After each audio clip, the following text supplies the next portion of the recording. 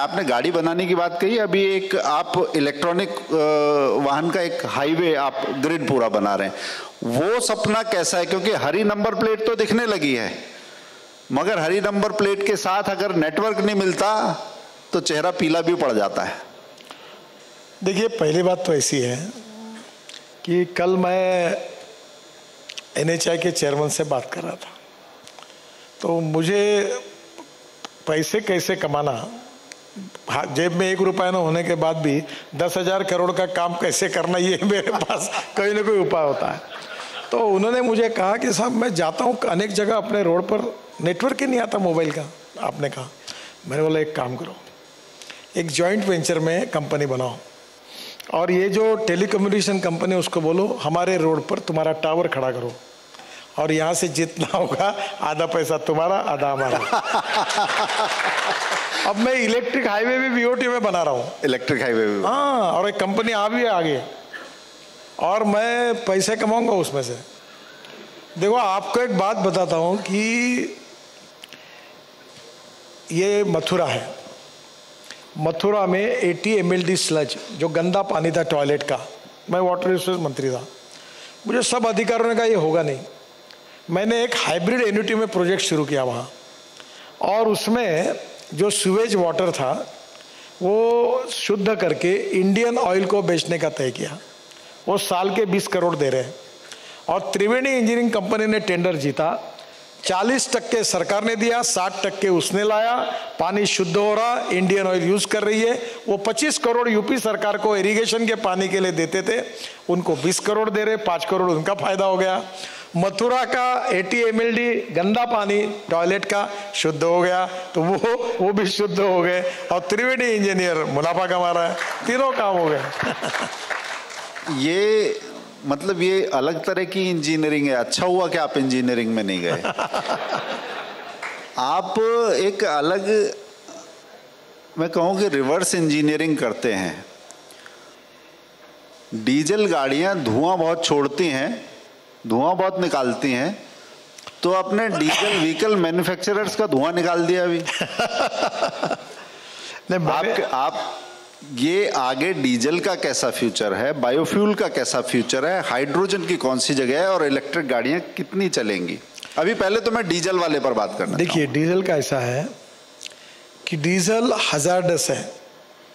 अभी एक रिपोर्ट आया है कि इसी प्रकार से एयर पोल्यूशन अगर दिल्ली में रहेगा तो दिल्ली में जो जनता है उनका लाइफ 10 से 12 साल से कम होगा। यानी ये कितना संवेदनशील और डेंजरस सब्जेक्ट है, आप समझ लो। लोग इसको एहसास नहीं कर रहे हैं और इसलिए डीजल के कारण बहुत समस्या है।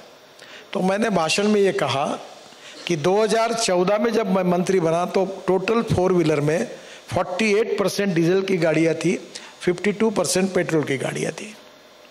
अभी आज स्थिति ऐसी है कि 18% डीजल की गाड़ी है, बाकी पेट्रोल और CNG की गाड़ियाँ है। अब मैंने उनको कहा कि इस देश में अगर लोगों की जान बचानी है तो डीजल का इंपोर्ट कम करना होगा, डीजल का प्रदूषण कम करना होगा।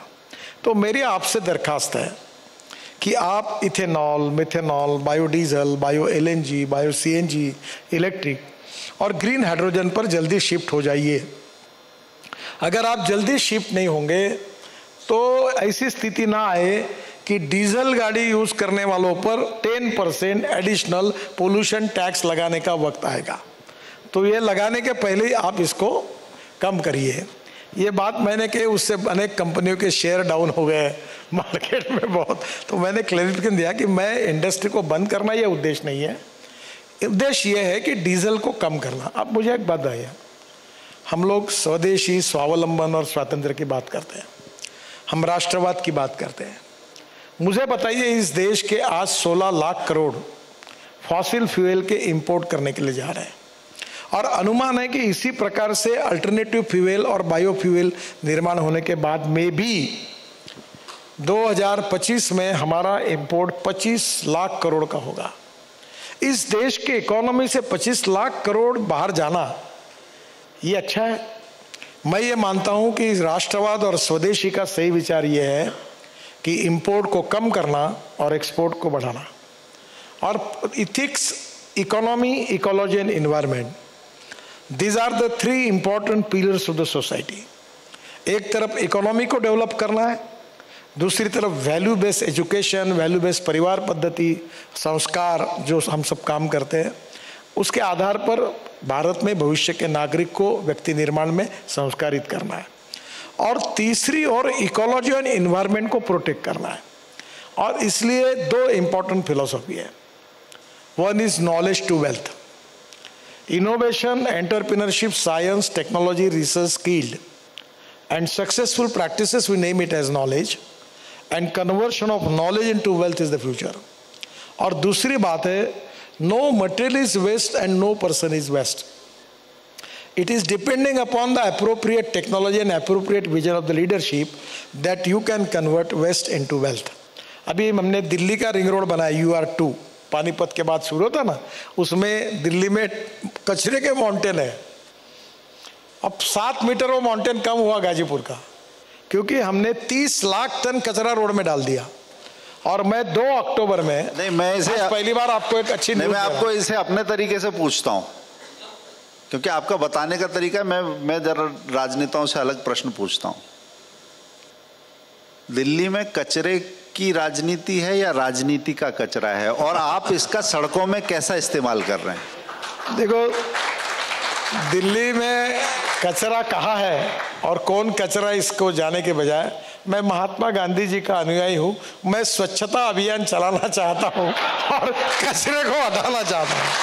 आप इसका राजनीतिक अर्थ भी निकाल सकते हैं, आप इसका जो भी अर्थ निकालना हो निकालिए, that is up to you to decide. मैं आपको एक बात बता रहा हूँ, 2 अक्टूबर को मैं एक पॉलिसी डिक्लेयर कर रहा हूँ। गांधी जी के विशेष रूप से हम उनको याद करते हैं कि मैं ऐसी पॉलिसी तैयार कर रहा हूँ कि नगर परिषद में, म्यूनिसिपल कॉरपोरेशन में जहाँ जहाँ कचरा होगा वो पूरा कचरे को हम लोग सेग्रीगेट करेंगे और रोड कंस्ट्रक्शन में यूज करेंगे और देश का कचरा समूल नष्ट करेंगे। आज और एक अच्छी बात हुई, ये राजनीति में एक उद्घोष है कि देश का कचरा समूल नष्ट करेंगे। राजनीति वाले की बात कर रहे हैं, कचरे की बात कर रहे हैं? नहीं, म्यूनिसिपल गार्बेज की बात कर रहा हूं। देखो, राजनीति में किसको कचरा करना और किसको नहीं करना है तो जनता तय करती है। नहीं, यहीं पे अगली बात है कि जिनका कचरा कर दिया वो भी, और जिन्हें सुरखाब के पड़ लगा दिए, जिन्हें मोरपंख लगा दिया वो भी। आपका किसी से खराब संबंध नहीं है, ये मैनेजमेंट का कौन सा मंत्र है? ये कोई मैनेजमेंट नहीं है, मुझे भी आश्चर्य लगता है। देखो, मैं संघ का स्वयंसेवक हूँ, विद्यार्थी परिषद का कार्यकर्ता हूँ। मेरा कन्विक्शन है politics of convenience and politics of conviction, तो मैं पॉलिटिक्स ऑफ कन्विक्शन वाला हूँ। तो मुझे भी, पर मैं एक बात समझाऊं, आप सत्ता और विपक्ष के चक्कर में नहीं पड़ते। राजनीति में आपके संबंध किस तरह? मैं आपको, मुझे आश्चर्य लगता है, 75 मेंबर ऑफ पार्लियामेंट, ओवैसी से लेकर CPM, जितने पार्टी के सब बोले उस दिन। तो मैं उस दिन पार्लियामेंट में नहीं था, तो मुझे ओम बिरला जी का फोन आया। अरे बोला, आप कहाँ हो? मैंने बोला वो VK सिंह जवाब देंगे, मैं जरा कार्यक्रम थे इधर आ गया। नितिन जी, पहली बार देश के इतिहास में संसद में हर पार्टी का आदमी तुम्हारी तारीफ कर रहा है, तुम्हारे लिए अच्छा कह रहा हूँ, कम से कम तुमने रहना चाहिए यहाँ। तो मैंने बोला मुझे कैंसिल करने वाला, बोला आप कैंसिल करिए, आप आइए। मैं दोपहर को बाद आया, फिर दूसरे दिन, और मैं सभागृह में था। तो मैंने भाषण में कहा कि मेरी आइडेंटिटी क्लियर होने के बाद में भी आप जो मेरे वैचारिक विरोधक है वो भी मुझे अच्छा कह रहे हैं, मैं आपको बहुत बहुत धन्यवाद देता हूँ। इसका कारण ये है, वो भी फिर अपने संस्कारों से ही है कि सही काम होगा। मुझे वसंतराव भागवत, हमारे संगठन मंत्री थे, प्रचारक थे, अपने महाराष्ट्र में जनसंघ के समय थे, वो मैं यंग था, बोले नितिन याद रखो कि जो सही काम है, कानूनी काम है, वो किसका भी हो वो होना चाहिए, और जो गलत काम है, जो गैर कानूनी है, वो अपने का भी नहीं करना चाहिए। तो मैं वही बात को लेकर चलता हूँ कि अगर सही काम होता है तो कर देता हूँ। तो लोगों को अच्छी खुशी होती है कि भाई ये बीजेपी वाला होने के बाद मैं काम कर दिया। तो मुझे वही संस्कार है कि सही काम किसी का वो करना चाहिए।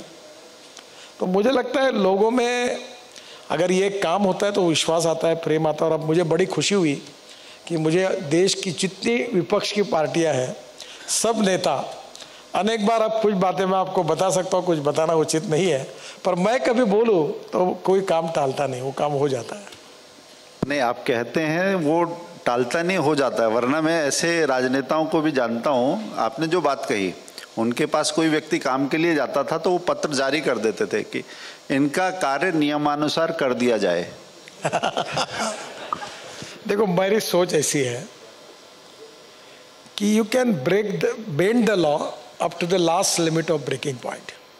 और दूसरी बात ऐसे मैं हमारे अधिकारी को कहता हूँ, देखो लॉ मेकर मैं हूँ, तुम एग्जीक्यूटर हो, तुमको जो फाइल पे लिखना लिखो। मैं बोलूँगा ये बिल्डिंग को आग लगाओ तो तुम लिखो कि आग लगाने से इतना फर्नीचर जलेगा, इतना ये होगा, उतना होगा, जो तुमको लिखना लिखो, फाइनल ऑर्डर मेरा होगा। मैं बोलूँगा लगाओ आग, लगाओ। तो डिपार्टमेंट, जो मैंने मजाक में कहा, डिपार्टमेंट चलेगा, मैं कहूँगा वैसा चलेगा, आप कहेंगे वैसा नहीं चलेगा। मैं आपको सुनूंगा, अगर सही लगेगा तो मैं बदल जाऊँगा, और उसके बाद भी लगता है मुझे तो मैं अपना ऑर्डर लिख दूंगा।